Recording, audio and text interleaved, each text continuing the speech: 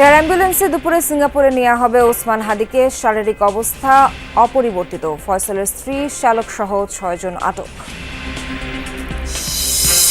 হাদির ওপর হামলার ঘটনায় কেন্দ্রীয় শহীদ মিনারের সর্বদলীয় প্রতিবাদ সমাবেশ আজ। আয়োজনে যোগ দেবে বিএনপি, জামায়াত ও এনসিপি সহ বিভিন্ন দল। নির্বাচিত সরকারের প্রথম দায়িত্ব হবে আইনশৃঙ্খলা পরিস্থিতি নিয়ন্ত্রণ, বললেন তারেক রহমান। শক্তিশালী সরকার গঠনে সবার সহায়তা কামনা। যারা আগামীতে নির্বাচন জয়ী হয়ে সরকার গঠন করবেন, প্রথমে একটি বিষয় বোধহয় এনশিওর করতে হবে, সেটা হচ্ছে রুল অফ ল বা আইন শৃঙ্খলা, এক বাক্যে যা আমরা বলি। উপযুক্ত প্রতিষ্ঠানের অভাবে পাইলট হওয়ার স্বপ্ন পূরণ হচ্ছে না অনেকের। ব্যয়বহুল হওয়ায় ধরাছোঁয়ার বাইরে সম্ভাবনা এ পেশা। আমাদের পাইলটের চাহিদা তো যথেষ্ট আছে, কিন্তু আমাদের পাইলটের যোগান দেওয়ার মতো স্টুডেন্ট থাকা দরকার, সেগুলো নেই। আমি যখন একটা পাইলট আনতে যাই, আমাকে একটা $5,000 $6,000 বেতন দিতে হয় যে পাইলটকে। আমি নিজে তৈরি করতে পারতেছি না। খুলনার রূপসায় দুর্বৃত্তের গুলিতে এবার কাপড় ব্যবসায়ী নিহত। হত্যার কারণ সম্পর্কে এখনও নিশ্চিত নয় পুলিশ।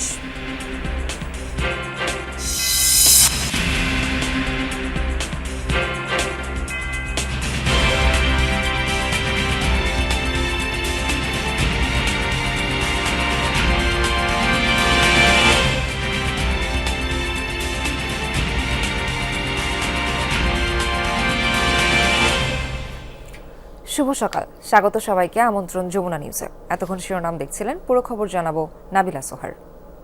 উন্নত চিকিৎসার জন্য শরীফ ওসমান হাদিকে দুপুরে নেওয়া হবে সিঙ্গাপুরে।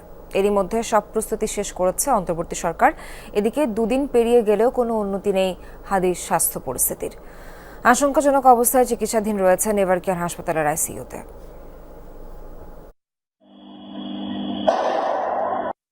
নির্বাচনী কর্মসূচিতে যাওয়ার পথে দিনে দুপুরে রাজধানীতে গুলিবিদ্ধ ইনকিলাব মঞ্চের আহ্বায়ক শরীফ ওসমান হাদি 48 ঘন্টা পেরুলেও রয়েছেন কোমায়। চিকিৎসকরা জানিয়েছেন তার অবস্থার কোনো পরিবর্তন হয়নি। রবিবার রাতে সিদ্ধান্ত আসে উন্নত চিকিৎসার জন্য ওসমান হাদিকে নেওয়া হবে সিঙ্গাপুরে। প্রধান উপদেষ্টার দপ্তর থেকে পাঠানো এক বার্তায় বলা হয়, এরই মধ্যে সম্পন্ন হয়েছে সব প্রস্তুতি। সিঙ্গাপুর জেনারেল হাসপাতালে ভর্তি করা হবে তাকে। সংসদ নির্বাচনের সম্ভাব্য প্রার্থী হাদির চিকিৎসার সব খরচ অন্তর্বর্তী সরকার বহন করবে বলেও জানানো হয়। জীবনে কখনো রাতে এভারকেয়ার হাসপাতালের সামনে এক ব্রিফিংয়ে ইনকিলাব মঞ্চের নেতারা জানান, হাদির উপর হামলাকারীকে গ্রেফতার করতে না পারা অন্তর্বর্তী সরকারের স্পষ্ট ব্যর্থতা। বাংলাদেশের যে গোয়েন্দা সংস্থাগুলো রয়েছে তারা সম্পূর্ণভাবে এক্ষেত্রে অসহযোগিতা করেছে, এবং জুলাইয়ের এই যে শক্তি যারা বাংলাদেশকে ধারণ করে, আমার কাছে মনে হয় যে এখনও গোয়েন্দা সংস্থার মধ্যে এমন কিছু লোক রয়ে গেছেন যারা এখনও চাচ্ছে না যে বাংলাদেশ তার স্বাধীনতা, সার্বভৌমত্ব ফিরে পাক। ক্ষমতাচ্যুত প্রধানমন্ত্রী শেখ হাসিনাকে লালন পালন করছে ভারত, এমন অভিযোগ তুলে জাবের বলেন, প্রতিবেশী এই দেশের সাথে আর সুসম্পর্ক রাখা সম্ভব নয়। যেই রাষ্ট্র বাংলাদেশের স্বাধীনতা, সার্বভৌমত্বকে বিনষ্ট করে দিতে চায়, যারা বারংবার বাংলাদেশের এই মানচিত্রে যারা থাবা বসিয়েছে, তাদেরকে আশ্রয় দিয়েছে, এবং এই খুনি পতিত স্বৈরাচার হাসিনাকে যারা এখন পর্যন্ত লালন পালন করছে, সেই রাষ্ট্রের সাথে বাংলাদেশের সুসম্পর্ক থাকবার আর কোনো কারণ হতে পারে না। আমাদের যারা প্রকাশ্য শত্রু, এই আওয়ামী লীগ এবং স্বৈরাচার এবং তাদের দোসররা, তাদের ব্যাপারে যেন আমরা চোখ কান খোলা রেখে একতাবদ্ধ থেকে জুলাইকে রক্ষা করতে পারি, সে আহ্বান ব্যক্ত করছি। এবং বাংলাদেশের সকল জনগণের কাছে হাদি ভাইয়ের সুস্থতার জন্য দোয়া কামনা করছি। এর আগে দুপুরে ওসমান হাদিকে দেখতে এভারকেয়ারে আসেন ঢাকা মেডিকেলের চিকিৎসক ডাক্তার আব্দুল আহাদ। তিনি জানান, হাদির মাথায় এখনও গুলির একটি অংশ রয়ে গেছে, তবে কার্যক্ষমতা বন্ধ হয়ে যাওয়া তার 2 কিডনি আবারও সচল হয়েছে। ব্রেইনের যে মেইন অংশ, ব্রেইন স্টেম, যেটাতে হৃদযন্ত্র এবং শ্বাস প্রশ্বাস সেন্টার থাকে, ঠিক সেই সেন্টারের সামনে দিয়ে সার্কেল অফ উইলিস, যেখানে সবচেয়ে বেশি রক্তনালীগুলো থাকে, ওই রক্তনালীর সামনে দিয়ে একদম A4 ওপর হয়ে গিয়েছে। তার মানে খুব এক্সপার্ট হ্যান্ড ছাড়া এরকম, এবং সে যদি অভিজ্ঞ না হয় এই জায়গা দিয়ে গুলি করতে পারে না। ভারতের বিভিন্ন নম্বর থেকে চিকিৎসকদেরকেও হুমকি দেওয়া হচ্ছে বলে জানান এই নিউরোসার্জন। এ ব্যাপারে সরকারকে দ্রুত ব্যবস্থা নেওয়ার আহ্বান জানান তিনি। তাজনুর ইসলাম, যমুনা নিউজ, ঢাকা। দর্শক, রাজধানীর রেভারকের হাসপাতালে আছেন সহকর্মী আলামিন হক অহন। যাচ্ছি অহনের কাছে। অহন, দুপুর নাগাদ এয়ার অ্যাম্বুলেন্সে সিঙ্গাপুরের উদ্দেশ্যে রওনা হওয়ার কথা রয়েছে ওসমান হাদির। সেটির সম্পর্কে প্রস্তুতি যে আছে, সেই প্রস্তুতির বিষয়ে আপনার কাছে কি তথ্য আছে সবশেষ? গতকাল থেকেই প্রস্তুতি শুরু হয়েছে, বিশেষ করে এয়ার অ্যাম্বুলেন্স ঠিক করা এবং অন্যান্য যে আনুষঙ্গিক চিকিৎসার যে কার্যক্রমগুলো সেটির কাগজপত্রগুলো ঠিকঠাক করে নেয়, সেই কার্যক্রম তো গতকাল রাতেই শুরু হয়েছে এবং যেহেতু আজ দুপুরে নেওয়া হবে এমনটি আমরা জেনেছি, অর্থাৎ দুপুরে এখান থেকে নেওয়া হতে পারে এবং সেক্ষেত্রে হয়তো বিকালের দিকেই সিঙ্গাপুরে তাকে নেওয়া হবে। সেই জন্যই এখন সকালে আমরা তেমনভাবে প্রস্তুতির যে দৃশ্যমান পরিস্থিতি সেটি দেখছি না। তবে হ্যাঁ, চিকিৎসকরা গতকালও যেমনটি জানিয়েছেন যে তার শারীরিক অবস্থা স্থিতিশীল। বিশেষ করে গতকাল বিকেলবেলা যখন তার সিটি স্ক্যানে ধরা পড়ে যে তার মস্তিষ্ক আসলে আগের মতনই, বিশেষ করে সেটি ফোলাভাব শুরু হয়েছিল এবং গতকাল চিকিৎসকের বরাতে আমরা বলছিলাম যে কারণেই আমরা শঙ্কা করছিলাম তার শারীরিক অবস্থার অবনতি যদি হয় তাহলে ওসমান বিন হাদিকে হয়তো আজ সিঙ্গাপুরে নাও নেওয়া হতে পারে, এমনটি যদি আশঙ্কা করছে। শেষ পর্যন্ত কিন্তু সেই আশঙ্কা নেই, বলা হচ্ছে যে আজই তাকেই সিঙ্গাপুর নেওয়া হবে এবং সেই জন্য যে সার্বিক প্রস্তুতির কথা সেগুলো তো বলা হচ্ছেই। একই সঙ্গে তার খরচের বিষয় আছে।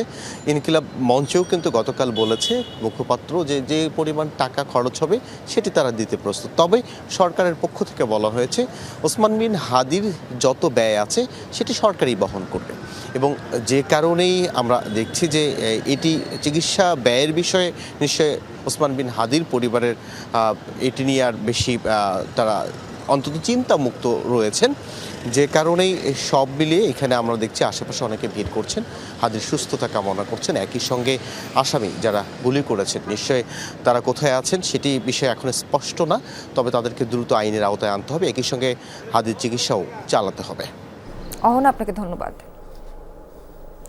ওসমান হাদির ওপর হামলাকারী দুজন ময়মনসিংহের হালুয়াঘাট সীমান্ত দিয়ে পালিয়ে গেছেন এমন তথ্য মিলছে নানা মাধ্যমে। বিভিন্ন সূত্র বলছে সেখান থেকে তাদের পার করিয়ে দেওয়ার অভিযোগে দুইজনকে ধরেছে আইনশৃঙ্খলা বাহিনী। ধরা হয়েছে কিলিং মিশনে ব্যবহৃত মোটরসাইকেলের মালিককেও। তবে পুলিশ বলছে বৈধ পথে সন্দেহভাজন হামলাকারী ফয়সাল ও আলমগীরের বিদেশ যাওয়ার তথ্য নেই তাদের কাছে। এদিকে রোববার সন্ধ্যায় র্যাব জানায় ফয়সালের সই করা বিপুল পরিমাণ চেক বই ও ইলেকট্রনিক ডিভাইস সহ আরও 3 জনকে ধরে পুলিশ হস্তান্তর করা হয়েছে। তারা হলো ফয়সালের স্ত্রী সামিয়া, শালক শিপু ও বান্ধবী মারিয়া।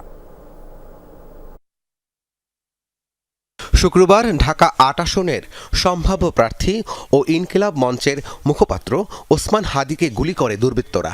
সিসি ফুটেজে দেখা যায় একটি মোটরসাইকেল থেকে এক ব্যক্তি অটোরিকশায় থাকা হাদিকে গুলি করেন। এরই মধ্যে হাদির উপর হামলাকারী দুজনকে শনাক্তের পর 2 দিন ধরে তাদের খুঁজছে পুলিশ। শুটার ফয়সাল ও মোটরসাইকেল চালক আলমগীর কি আদৌ দেশে আছে কিনা তা নিয়ে প্রশ্ন থাকলেও পুলিশ বলছে তাদের গ্রেফতারে অভিযান চলমান। ঢাকা মেট্রোপলিটন পুলিশ হামলাকারীদের গ্রেফতারের জোর প্রচেষ্টা চালিয়ে যাচ্ছে। 2 সন্ত্রাসীকে এখনও গ্রেফতার করতে না পারলেও হাদির উপর হামলায় ব্যবহৃত মোটরসাইকেলটির মালিক আব্দুল হান্নানকে আটক করেছে পুলিশ। সেই সাথে সীমান্ত দিয়ে মানব পাচারের সাথে জড়িত সন্দেহে আরও 2 জনকেও আটক করা হয়েছে। হামলাকারীরা পালালো কিনা জিজ্ঞাসাবাদে সে তথ্য জানার চেষ্টা করা হবে। আমাদের কাছে যেটুকু তথ্য যে এরা ওই অপথে বলতে ইমিগ্রেশন চ্যানেলের না, ইমিগ্রেশন চ্যানেলের বাহিরে চোরাই পথে মানব পাচার করে থাকে, সীমান্ত পারাপার করে থাকে। তো তাদের কাছে এই ধরনের কোনো তথ্য আছে কিনা আমরা এই কারণে তাদেরকে নিয়ে আসতেছি। তাদের সাথে জিজ্ঞাসাবাদ করে কথাবার্তা বলে আমরা কোনো তথ্য পাইলে এটা পরবর্তীতে আপনাদেরকে জানাবো। ফয়সালের পাসপোর্ট ব্লক করা হয়েছে জানিয়ে ব্রিফিংয়ে আরও বলা হয়, বৈধ পথে আসামিদের পালানোর কোনো তথ্য নেই। অবৈধ পথে যাতে পালাতে না পারে সেজন্য সীমান্ত এলাকায় সতর্কতা জারি করা হয়েছে। সে দেশে থাকলে আমার যদি নলেজে থাকতো আমি তো তাদের ক্যাচ করব, বাট আমরা ট্রাই করতেছি। সে বিদেশে যেমন পালাইছে কিনা এই তথ্যটা আমাদের কাছে নিশ্চিত না, তাহলে আমরা ধরে নিব যে দেশে আছে। We are trying to net. July যোদ্ধা ও নির্বাচনে প্রার্থীদের মধ্যে যাদের উপর সবচেয়ে বেশি নিরাপত্তা হুমকি রয়েছে তাদের নিরাপত্তায় বিশেষ ব্যবস্থা নেওয়া হবে বলেও জানান অতিরিক্ত কমিশনার। যারা হাই প্রোফাইল, যাদের স্পেসিফিক এই ধরনের সিকিউরিটি থ্রেট আছে। এদিকে জাতীয় নির্বাচনকে সামনে রেখে পুলিশের পক্ষ থেকে সকল রাজনৈতিক দলের জন্য নিরাপত্তা প্রোটোকল সরবরাহের সিদ্ধান্ত নিয়েছে অন্তর্বর্তী সরকার। প্রেস উইংয়ের এক বার্তায় জানানো হয়, প্রোটোকলে রাজনৈতিক নেতৃবৃন্দ এবং আসন্ন নির্বাচনে সম্ভাব্য প্রার্থীদের বাসস্থান, কার্যালয়, চলাচল, জনসভা ও সাইবার স্পেসে কিভাবে নিরাপত্তা নিশ্চিত করা হবে সে বিষয়ে সুস্পষ্ট নির্দেশনা দেওয়া হবে। এছাড়া গণঅভ্যুত্থানের সম্মুখ সারির নেতৃত্ব ও গুরুত্বপূর্ণ রাজনৈতিক নেতৃবৃন্দও পাবেন বাড়তি নিরাপত্তা। রাব্বি সিদ্দিকী, যমুনা নিউজ, ঢাকা। ওসমান হাদির ওপর হামলার ঘটনায় সর্বদলীয় প্রতিরোধ সমাবেশের ডাক দিয়েছে ইনকিলাব মঞ্চ। কেন্দ্রীয় শহীদ মিনারে দুপুর হতে যাওয়া এই প্রতিরোধ সমাবেশে যোগ দেবে বিএনপি, জামায়াতে ইসলামী, এনসিপি সহ বিভিন্ন রাজনৈতিক দল। রোববার রাতে এভারকেয়ার হাসপাতালের সামনে ব্রিফিংয়ে কর্মসূচির কথা জানায় ইনকিলাব মঞ্চ। ফ্যাসিবাদ বিরোধী সব দলকে এই সর্বদলীয় প্রতিরোধ সমাবেশে অংশ নেওয়ার আহ্বান জানানো হয়। শনিবার ওসমান হাদির ওপর হামলার ঘটনায় সম্মিলিতভাবে প্রতিবাদ সভা করার সিদ্ধান্ত নিয়েছিল বিএনপি, জামায়াতে ইসলামী ও জাতীয় নাগরিক পার্টি এনসিপি। প্রধান উপদেষ্টা ডক্টর মোহাম্মদ ইউনূসের সাথে বৈঠকে সিদ্ধান্ত নেয় দলগুলো। সে সময় প্রধান উপদেষ্টা রাজনৈতিক দলগুলোকে ঐক্যবদ্ধ থাকার আহ্বান জানান।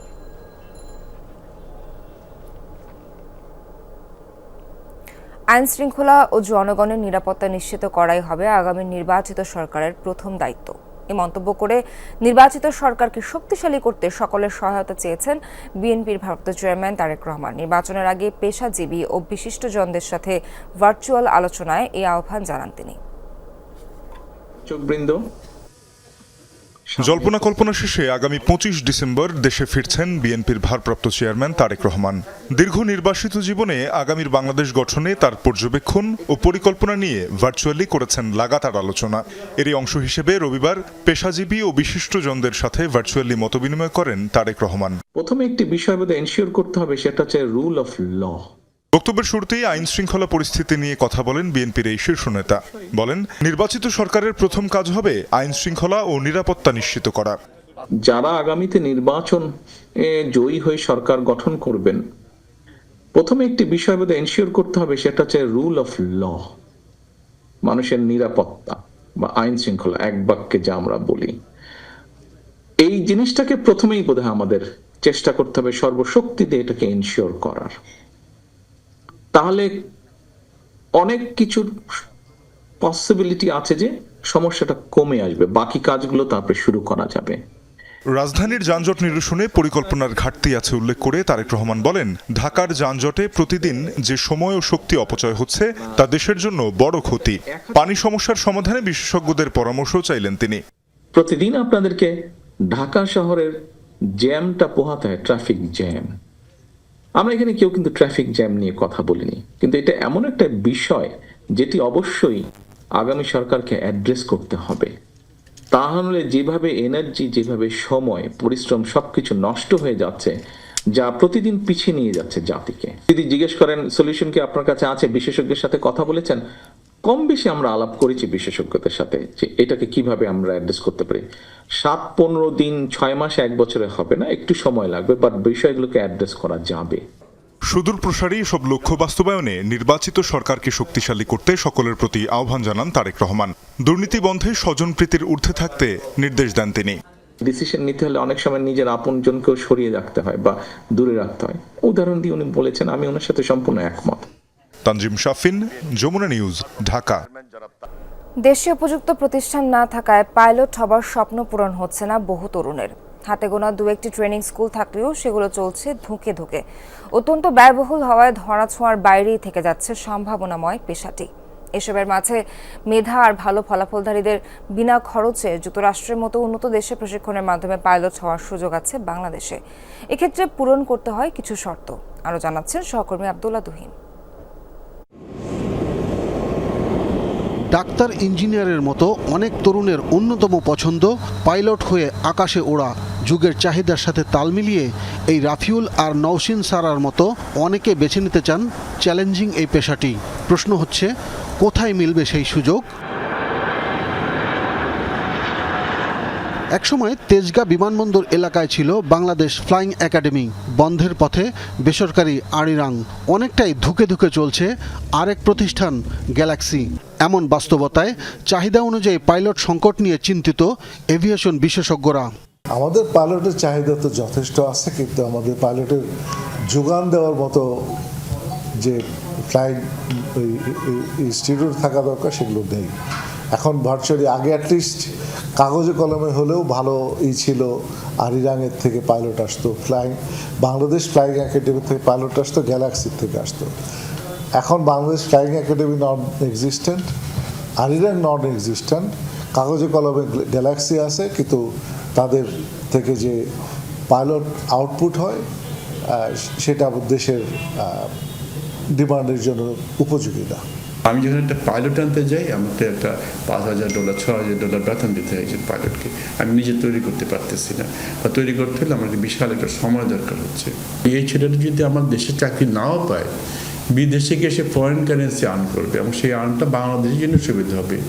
আমরা তো সারা বছর খালি শ্রমিক পাঠাই। ভবিষ্যৎ চিন্তা এবং কয়েক গুণ বেশি বেতনে বিদেশি পাইলটের নির্ভরশীলতা কমাতে বিকল্প পথে হাঁটতে শুরু করেছে বেসরকারি ইউএস বাংলা। বিমান বাহিনীর মাধ্যমে মেধাবী শিক্ষার্থীদের বাছাই করে পাঠানো হয় যুক্তরাষ্ট্রের ফ্লোরিডায়। দক্ষ ইনস্ট্রাক্টরদের মাধ্যমে চলছে প্রশিক্ষণ। তাদেরই একটি পাইলট ব্যাচ সফল প্রশিক্ষণ শেষে কাজ শুরু করেছেন বাংলাদেশে। ছোটবেলা থেকে ইচ্ছা ছিল, সো ওই ড্রিম ফলো করে দেন পথ চলা। ইউএস বাংলা একটি ক্যাডেট প্রোগ্রাম করে, যেটাতে আমি অ্যাপ্লাই করেছিলাম। সেখান থেকে আমি ওদের সাথে ট্রেনিং করেছি, দেন এখন ওদের সাথে ফ্লাই করছি। অনেক ভালো, অনেক এনজয়িং। ইনিশিয়ালি হচ্ছে আমাদের ইউএসতে পাঠানো হয়েছিল, ওখানে 11 মাস লেগেছে। দেন আসার পর বাংলাদেশে এসে লাইসেন্স কনভার্সন এগুলো করে আরও 6-7 মাস পর এখন হচ্ছে আমি ফ্লাই করছি ইউএস বাংলাতে। আমরা সব ব্র্যান্ড নিউ এয়ারক্রাফট ফ্লাই করতাম, লাইক ম্যাক্সিমাম এইজ ছিল 5 বছর এরকম। আর আমাদের সব গ্লাস ককপিট ছিল, সো এটা হচ্ছে অনেক হেল্পফুল ছিল ওখান থেকে এখানে কনভার্সনের জন্য। পুরো ট্রেনিং কস্টটা ইউএস বাংলা থেকে বিয়ার করা হবে ইনিশিয়ালি, সো নিজে থেকে কোনো টাকা তো দিতে হচ্ছে না। মেধাবীদের বাছাই করে নিজস্ব খরচে প্রথম ধাপে 100 নতুন পাইলট তৈরির কার্যক্রম অব্যাহত রাখার কথা জানিয়েছে ইউএস বাংলা। সদ্য এইচএসসি যারা পাশ করেছেন তাদের মধ্যে থেকে মেধাবী বেশ একটা কঠিন পরীক্ষার মাধ্যমে যাচাই বাছাই শেষ করে তাদেরকে আমরা বিদেশে, আমেরিকাতে এবং ইউরোপের বিভিন্ন দেশে আমরা ট্রেনিংয়ের জন্য পাঠাই। খুবই ব্যয়বহুল একটা বিষয়। সবার মেধা থাকলেও সেই সক্ষমতা হয়তো বা থাকে না। ইউএস বাংলা এই জন্যই কাজটা করেছে, যারা মেধাবী এবং যথেষ্ট মেধাবী যারা পাইলট হতে চাচ্ছেন এবং তারা পাইলট ফ্লাইংকে এজ এ ক্যারিয়ার হিসাবে নিতে চাচ্ছেন, তাদের জন্য একটা খুবই যুগোপযোগী সিদ্ধান্ত নিয়েছে। যথেষ্ট নিয়োগ যাচাই বাছাই পরে আমরা বিদেশে সবচেয়ে ভালো ট্রেনিং সেন্টারে পাঠানোর চেষ্টা করছি এবং তারা ভালো কর্মদক্ষতা জয়েন করে তারপর আলটিমেটলি এখানে আসছেন। পাইলট তৈরির পাশাপাশি উড়োজাহাজের প্রকৌশলী তৈরির জন্যও কাজ করছে প্রতিষ্ঠানটি। সফল প্রশিক্ষণ শেষে চাকরিরও নিশ্চয়তা দিচ্ছে তারা। আব্দুল্লাহ তুহিন, যমুনা নিউজ, ঢাকা। খুলনার রূপসায় কাপড় ব্যবসায়ীকে গুলি করে হত্যা করেছে দুর্বৃত্তরা। গতকাল রাত 10টার দিকে উপজেলার জাবুসা অটো গ্যাস ফিলিং স্টেশনের পাশে হয় এই হত্যাকাণ্ড। নিহত ব্যবসায়ীর নাম সাগর শেখ। পুলিশ ও স্থানীয়রা জানায়, রূপসা উপজেলার খানজাহান আলী সেতুর পূর্ব পাড় এলাকায় নিজ বাসার দিকে যাচ্ছিলেন সাগর। গ্রিন বাংলা হাউস গেটের সামনে পৌঁছালে দুর্বৃত্তরা খুব কাছ থেকে তার মাথায় গুলি করে। স্থানীয়রা তাকে খুলনা মেডিকেল কলেজ হাসপাতালে নিয়ে গেলে চিকিৎসক মৃত ঘোষণা করেন। সংবাদ পেয়ে পুলিশ ঘটনাস্থল পরিদর্শন করে ঘটনার সাথে জড়িতদের গ্রেফতারের কাজ চলছে বলে জানিয়েছে পুলিশ। ট্রিপল নাইন থেকে ফোন দিয়েছিল, ফোন দেওয়ার পর আমরা জানতে পারি। জানার পরে আমরা ঘটনাস্থলে আসি। ঘটনাস্থলে আমরা এসে এখানে পাইনি। আমরা শুনতে পাচ্ছি যে ওনাকে যাকে গুলি করা হয়েছে তাকে আগেই হাসপাতালে নিয়ে গেছে 250 বেডে। পরবর্তীতে আমরা 250 বেডের খোঁজ দিয়ে জানতে পারলাম উনি এখানে ডাক্তার তাকে মৃত ঘোষণা করছে। কাল 16 ডিসেম্বর মহান বিজয় দিবস। মুক্তিযুদ্ধে বীর শহীদদের স্মরণ করবে গোটা জাতি। শ্রদ্ধার ভালোবাসায় সিক্ত হতে পুরোপুরি প্রস্তুত সাভারের জাতীয় স্মৃতিসৌধ। দিনটি উপলক্ষে 4 স্তরে কঠোর নিরাপত্তা বলয় তৈরি করার কথা জানিয়েছে আইনশৃঙ্খলা বাহিনী। যে যুদ্ধ পরাধীনতার শিকল ভেঙে বিশ্বের মানচিত্রে স্থান দিয়েছে এক টুকরো ভূখণ্ড, মুক্ত আকাশে দখল নিয়েছে লাল সবুজের পতাকা, সেই মহান মুক্তিযুদ্ধে বীর শহীদদের প্রতি শ্রদ্ধা জানাতে প্রস্তুত সাভারের জাতীয় স্মৃতিসৌধ। মানুষের শ্রদ্ধা আর ভালোবাসায় মোড়ানো ফুলে ফুলে ভরে উঠবে স্মৃতিসৌধের শহীদ বেদি। এরই মধ্যে জাতীয় স্মৃতিসৌধকে ধুয়ে মুছে রং তুলির আঁচড়ে প্রস্তুত করা হয়েছে। লাল সবুজের সাজে সেজেছে সৌধ এলাকা। জাতীয় স্মৃতিসৌধে পুরো কমপ্লেক্সকে ধুয়ে মুছে পরিপাটিকরণ, সিসি ক্যামেরা স্থাপন, লেক সংস্কারকরণ, ফুল গাছ রোপণ সহ অন্যান্য বিশেষ কাজ ইতিমধ্যে সম্পন্ন হয়েছে। জাতীয় স্মৃতিসৌধ বীর শহীদদের প্রতি শ্রদ্ধা নিবেদনের জন্য প্রস্তুত রয়েছে। এদিকে শুধু সৌধ প্রাঙ্গণই নয়, বিজয় দিবসের রঙিন সাজে সেজেছে সাভারের জনপদ। দিবসটি উদযাপনে উপজেলা প্রশাসনের পক্ষ থেকে নেওয়া হয়েছে বিভিন্ন উদ্যোগ। রঙিন আলোতে সাজসজ্জা করেছে, পাশাপাশি আমাদের যে পৌরসভার পক্ষ থেকে বিভিন্ন ধরনের ব্যানার ফেস্টুন রাস্তার দুপাশে সৌন্দর্য বর্ধনের জন্য লাগানো হয়েছে। এবার সৌধ এলাকা সহ সড়ক মহাসড়কে নেওয়া হয়েছে 4 স্তরে বাড়তি নিরাপত্তা। সিসিটিভির পাশাপাশি নজরদারি থাকছে সাদা পোশাকের আইন শৃঙ্খলা রক্ষাকারী বাহিনীর সদস্যদের। আমাদের 4000-এর অধিক ফোর্স মোতায়েন করা হয়েছে এবং এই ফোর্স সার্বিক নিরাপত্তা রক্ষায়, জনগণের জানমাল নিরাপত্তা রক্ষার জন্য সার্বিকভাবে তারা নিয়োজিত থাকবে। 16 ডিসেম্বর রাষ্ট্রপতি প্রধান উপদেষ্টা শ্রদ্ধা নিবেদনের পর সর্বসাধারণের জন্য খুলে দেওয়া হবে সাভারের জাতীয় স্মৃতিসৌধের এই প্রধান ফটক। মাহফুজুর রহমান নিপু, যমুনা নিউজ, সাভার। বিজয় দিবস উদযাপনে প্রস্তুত জাতীয় স্মৃতিসৌধ। আর এই বিষয়ে আরো তথ্য জানাতে সাভার থেকে যুক্ত হচ্ছেন সহকর্মী মাহফুজুর রহমান নিপু। নিপু, সব প্রস্তুতি তো শেষ করা হয়েছে, জাতীয় স্মৃতিসৌধের সার্বিক পরিস্থিতি এখন কেমন দেখছেন, নিরাপত্তা বলয় কেমন দেখছেন, সবকিছু জানাবেন।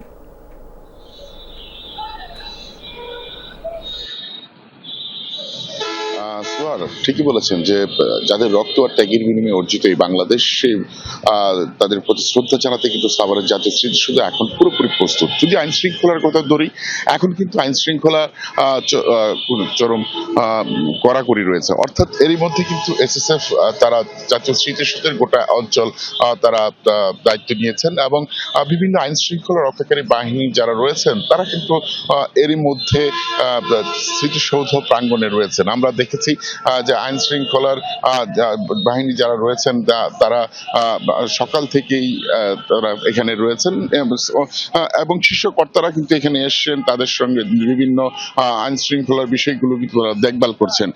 আরেকটি বিষয় জানিয়ে রাখি, শুধু স্মৃতিসৌধের ভিতরে এলাকাটি নয়, এর বাইরেও কিন্তু বেশ কড়াকড়ি রয়েছেন। আমরা মহাসড়ক এবং আশপাশের যে এলাকাগুলো রয়েছে সেখানেও কিন্তু দেখেছি যে গুরুত্বপূর্ণ পয়েন্টগুলোতে সিসিটিভি আওতায় আনা হয়েছে। এছাড়াও পুলিশের পক্ষ থেকে যেটা আমাদেরকে জানানো হয়েছে, শুধু পোশাকধারী নয়, সাদা পোশাকে কিন্তু আইন শৃঙ্খলা রক্ষাকারী বাহিনী রয়েছেন। আপনারা দেখতে পাচ্ছেন যে এর মধ্যে কিন্তু গোয়েন্দা সংস্থা বা আইন শৃঙ্খলা রক্ষাকারী বাহিনী গোটা স্মৃতিসৌধ এলাকাকে তারা কিন্তু নিরাপত্তার চাদরে ঢেকে দিয়েছে। এরই মধ্যে আমরা দেখেছি যে বিভিন্ন সংস্থা তারা কাজ করছেন। আমরা একটি বিষয় জানিয়ে রাখি যে নবীনগর চন্দ্রা এবং ঢাকার যে মহাসড়ক যেটি রয়েছেন, অর্থাৎ যে সড়কটি দিয়ে ভিভিআইপি, ভিআইপি এবং সর্বসাধারণ মানুষ যারা আসবেন, এই জন্য কিন্তু ঢাকার যে মহাসড়কটি বেশ চাপে থাকবে। এর জন্য পুলিশের পক্ষ থেকে এই সড়কটি এড়িয়ে চলার জন্য কিন্তু তারা বারবার বলছিলেন। তো এখন আইন শৃঙ্খলার কথা যদি বলতে চাই, যে এখন বেশ কড়াকড়ি রয়েছে সাভারের জাতীয় স্মৃতিসৌধের এলাকাটি। সোহান। মানিকগঞ্জ 3 আসনে বিএনপির মনোনয়ন পেয়েছেন জেলা বিএনপির আহ্বায়ক আফরোজা খানম রীতা। দীর্ঘ রাজনৈতিক সংগ্রাম, সাংগঠনিক দায়িত্ব পালন এবং রাজপথে সক্রিয় উপস্থিতির পর বাবার আসনে লড়াইয়ের সুযোগ পেয়েছেন তিনি। নারীর নেতৃত্বের শক্ত অবস্থান, তৃণমূলমুখী জনসংযোগ আর মানবিক কর্মকাণ্ড সব মিলিয়ে ভোটের মাঠে তৈরি করেছেন স্বতন্ত্র পরিচয়। জনগণের ভোটে সংসদে গিয়ে মানুষের কথা বলার প্রত্যয় ব্যক্ত করেছেন রীতা।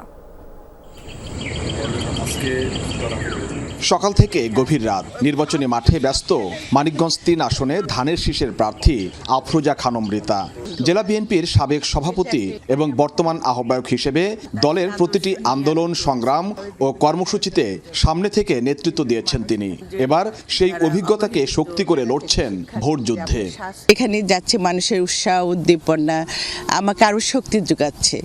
আমাকে ধানের শীষে কাজ করার যে প্রেরণা আমি মাঠ পর্যায় থেকেই সেটা পাচ্ছি। রীতার প্রয়াত বাবা হারুনার রশিদ খান মুন্নু এই আসনে সংসদ সদস্য ছিলেন। আওয়ামী লীগ সরকারের সময়ে আসনটি দখলে নেয় সাবেক স্বাস্থ্যমন্ত্রী জাহিদ মালেক। এবার বাবার সেই আসন পুনরুদ্ধারে ভোটের মাঠে রীতা। বাবা সারা মানিকগঞ্জে তার যে অবস্থান, মানুষের জন্য, এলাকার জন্য যা কাজ করে গিয়েছেন, আমি কিন্তু সেটার সুফলটা এখন ভোগ করছি। যেখানে যাচ্ছি সবারই মুন্নু সাহেবের মেয়ে এটাই প্রথম চলে আসে। তো এই পাওয়াটা কিন্তু একজন মেয়ে হিসাবে আমার কাছে অনেক বড়। মানিকগঞ্জের প্রত্যেকটি মানুষেরই পাশে দাঁড়িয়েছেন এবং তাদের এই সুখ দুঃখে সর্বদাই পাশে থেকে ওনাদের সেই সমস্যাগুলি সমাধান করার চেষ্টা করেছেন। মানিকগঞ্জের যে 65টা যে ইউনিয়ন, 7টা থানা, 2টা পৌরসভা, এমন কোনো একটা জায়গা নাই যেখানে তার রাজনৈতিক বলেন, সামাজিক বলেন, বিভিন্ন উন্নয়নমূলক কাজ বলেন, যেখানে তার অবদান নেই। দলীয় দায়িত্বশীল পদে থাকা নারী নেতৃত্ব হিসেবে স্থানীয় পর্যায়ে নারীদের সংগঠিত করতে কাজ করছেন তিনি। নারীদের স্বাবলম্বী করা, শিক্ষা, স্বাস্থ্য ও নিরাপত্তাকে অগ্রাধিকার দিচ্ছেন তার নির্বাচনী অঙ্গীকারে। ছোট ছোট করে যাতে ক্ষুদ্র উদ্যোক্তাদের যাতে সুবিধা হয়, তার জন্য অগ্রসর হয়ে আসে, সেদিকে উনি লক্ষ্য রাখবেন। আমরা সেইভাবে আগামীতে কাজগুলি করার চেষ্টা করব। শুধু রাজনৈতিক নেত্রী হিসাবে নয়, সামাজিক ও মানবিক কর্মকাণ্ডেও রয়েছে তার আলাদা পরিচিতি। নারী নেতৃত্বের নতুন অধ্যায় রচনার প্রত্যাশা নিয়ে ভোটের মাঠে লড়ছেন রীতা।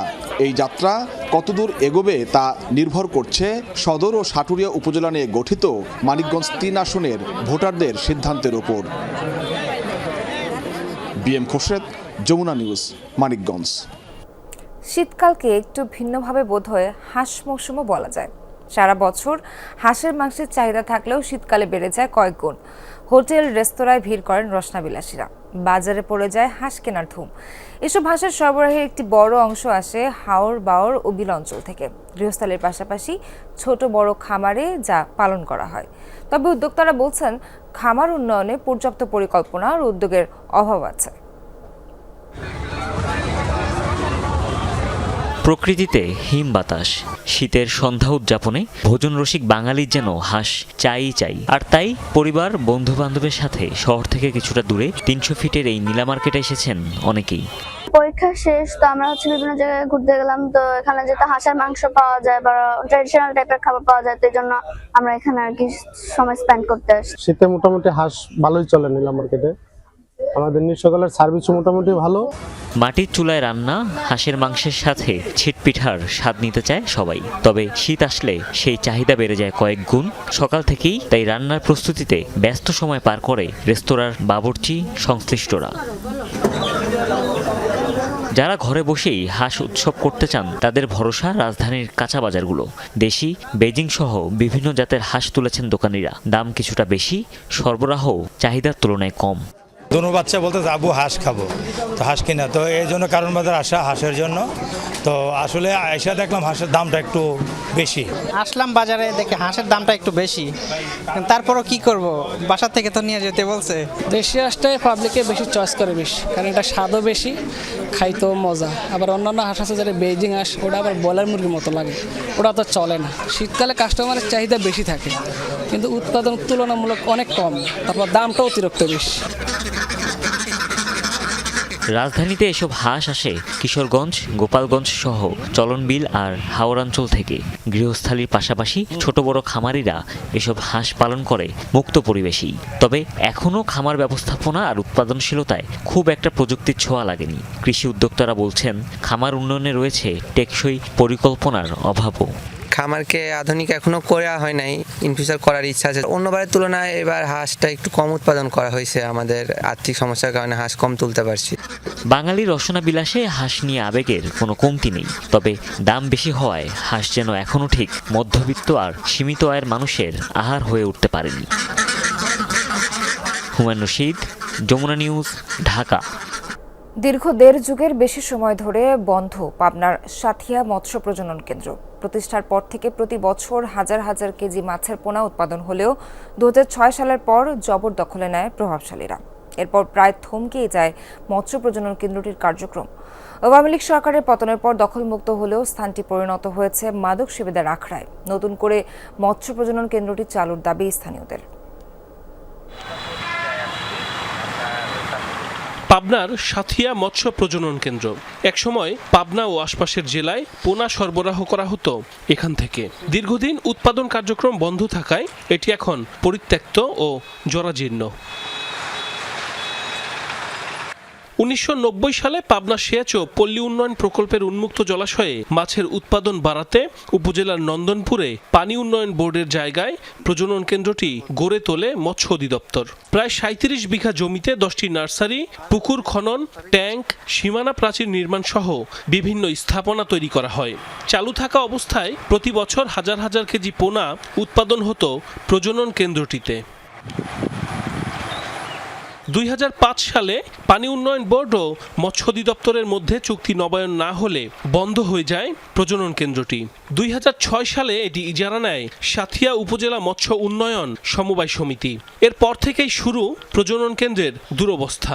বিগত সরকারের আমলে প্রজনন কেন্দ্রটি দখলে নিয়ে খামার গড়ে তোলেন তৎকালীন ডেপুটি স্পিকার শামসুল হক টুকুর ছেলে ও বেড়া পৌরসভার সাবেক মেয়র আসিফ শামস রঞ্জন।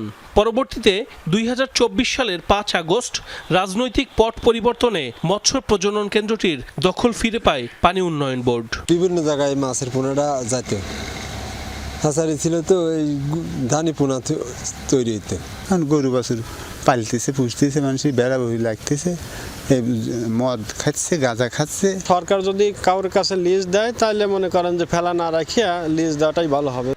মৎস্য কেন্দ্রটি পুনরায় চালু করা গেলে মাছের যোগান বৃদ্ধির পাশাপাশি সরকারের রাজস্ব আয় বাড়বে বলে জানান উপজেলা মৎস্য কর্মকর্তা।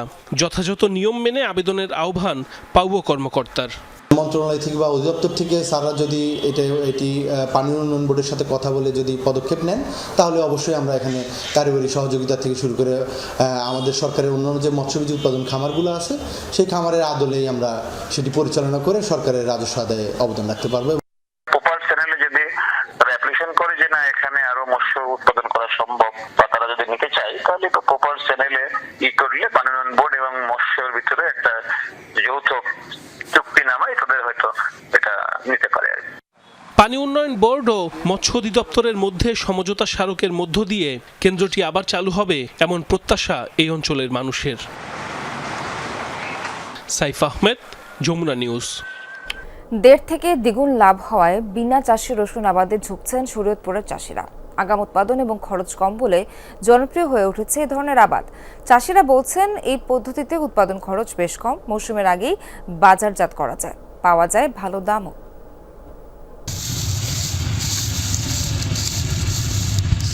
হালকা শীতের মিষ্টি রোদে দাঁড়িয়ে এবং বসে ধান কেটে খড় সরাচ্ছেন চাষিরা।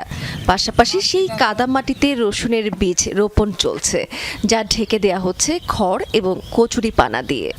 ধান চাষ করার পরে এভাবে রসুন লাগাই যাতে রসুন বেশি হয়, ফসলের দিক দিয়ে মান ভালো হয়। পানি চলে গেলে পরে ওই রকম ক্ষেত বাঁচিয়ে কিনে চাষ না করিয়ে লাগাই। 1 মাস আগে যদি আমরা লাগাইতে পারি রসুনটা তাহলে আমাকে ফলনটা একটু ভালো বৃদ্ধি হয়। শরীয়তপুর জেলার বিনা চাষে রসুন আবাদ হলো এই পদ্ধতি বেশ জনপ্রিয়তা পেয়েছে জাজিরা এবং নড়িয়া উপজেলাতে। জমি চাষ না করাতে খরচও কিছুটা কমছে। তার থেকে এটা আমাকে সহজ বেশি হয়, এই জন্য মনে করেন যে আমরা এই কেদার ভিতরেই কুপা ফেলাই, এটা ফলন আমাকে বৃদ্ধি হয়। আর এটার খাটনিও কম, বুঝলেন, আর মনে করেন পরিশ্রমও কম। তাহলে মনে করেন যে আপনার এই রসুন হইতেছে 3 মণ। রসুনটা এইভাবে লাগাইলে আমাকে ফলনটা ভালো হয় এবং রসুনটা টাইট হয়। লাভ বেশি হওয়াতে কৃষকদের বিনা চাষে রসুন আবাদে উদ্বুদ্ধ করছে স্থানীয় কৃষি বিভাগ। জমিতে কাদা অবস্থায় রসুন বপন করা যায়। এখানে মালচিং হিসাবে কচুরিপানা এবং খড় ব্যবহার করা হয়। এখানে প্রায় সেচ লাগে না বললেই চলে এবং তুলনামূলকভাবে ফলন বেশি হয়। কৃষকেরা যেহেতু আগাম ফসলটা উৎপাদন করতে পারে, এই জন্য বাজার মূল্য তারা বেশি পায়, এতে করে তারা লাভবান হয়। এবছর জেলায় রসুন আবাদ হয়েছে 5000 হেক্টর জমিতে। রাবেয়া স্মৃতি, যমুনা নিউজ। ইতিহাস আর ঐতিহ্য সমৃদ্ধ রংপুরের নীলদৌরিয়া রক্ষণাবেক্ষণের অভাবে এখন ধ্বংসের পথে। রাজা নীলাম্বরের রাজধানীর পাশাপাশি পীর ইসমাইল গাজীর স্মৃতিচিহ্ন বিজড়িত স্থানটি নিয়ে কোনো পরিকল্পনা নেই সংশ্লিষ্টদের। এরই মধ্যে নীলদৌরিয়ার 15 একর জমি চলে গেছে প্রভাবশালীদের দখলে, তবুও নীরব প্রত্নতত্ত্ব অধিদপ্তর।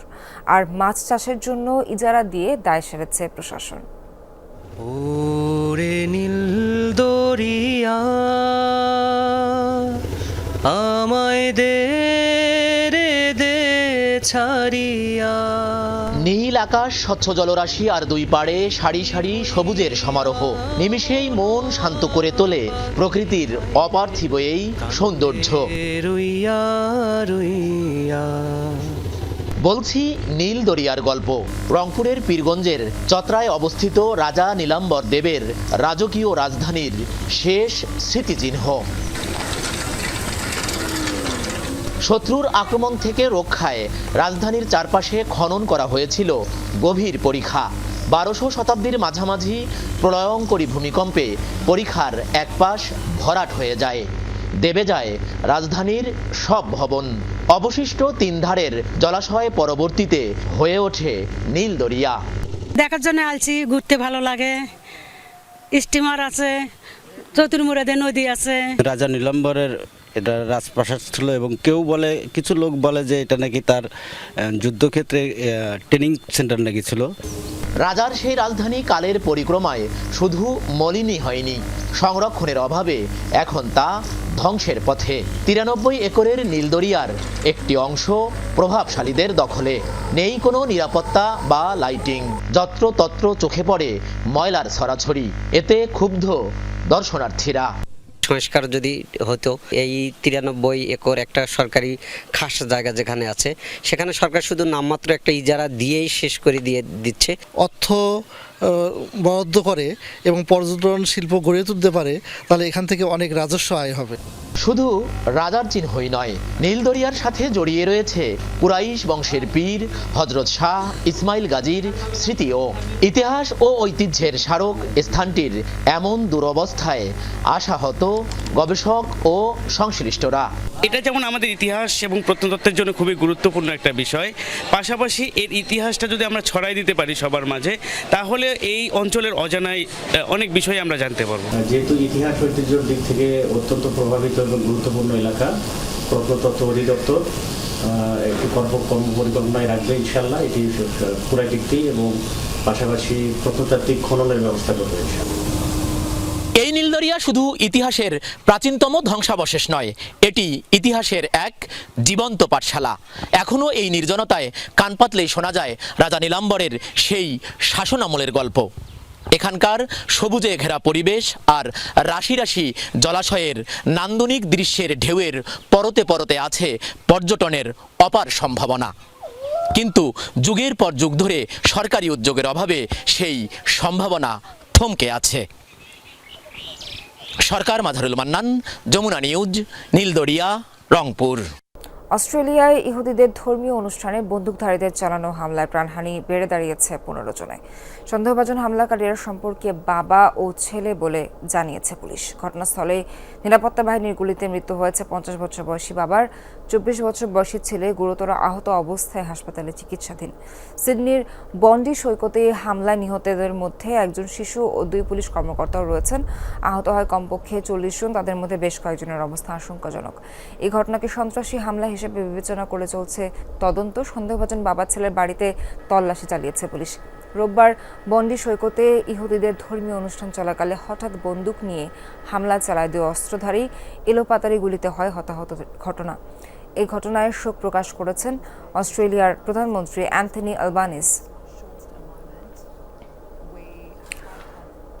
অস্ট্রেলিয়া ইহুদিদের জীবন বাঁচাতে ঝাঁপিয়ে পড়েছিলেন আহমদ আল আহমদ নামের এক মুসলিম ব্যক্তি। দেশটির রাজধানী সিডনির এক সমুদ্র সৈকতে ইহুদি ধর্মাবলম্বীদের অনুষ্ঠান চলাকালে বন্দুক হামলা চালায় আততায়ীরা। নির্বিচার গুলি বর্ষণে তখন একের পর এক তাজা প্রাণ ঝরছে। প্রাণ ভয়ে ছুটে পালাতে ব্যস্ত সবাই। সেই মুহূর্তেই নিজের জীবনের মায়া ত্যাগ করে এক আততায়ীর উপর ঝাঁপিয়ে পড়েন ওই ব্যক্তি। তার এই সাহসিকতায় প্রাণে বাঁচে অনেকে। এ ঘটনায় অস্ট্রেলিয়ার জনমনে হিরো হয়ে উঠেছেন তিনি। একের পর এক গুলির শব্দ সিডনির এই সমুদ্র সৈকত জুড়ে। প্রাণ বাঁচাতে দিকবিদিক জ্ঞানশূন্য হয়ে ছুটছে মানুষ।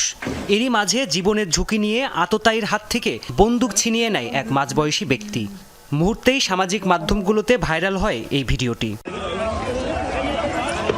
অস্ট্রেলিয়ার রাজধানী সিডনির বন্ডি সমুদ্র সৈকতে ধর্মীয় উৎসব পালন করছিলেন দেশটির অন্তত হাজারখানিক ইহুদি নাগরিক। তবে হঠাৎই কয়েকজন বন্দুকধারী হামলা চালায় সেখানে। আনুমানিক 40 থেকে 50 রাউন্ড গুলি ছোড়ে অস্ত্রধারীরা। তাতে হতাহত হয়েছেন অনেকেই।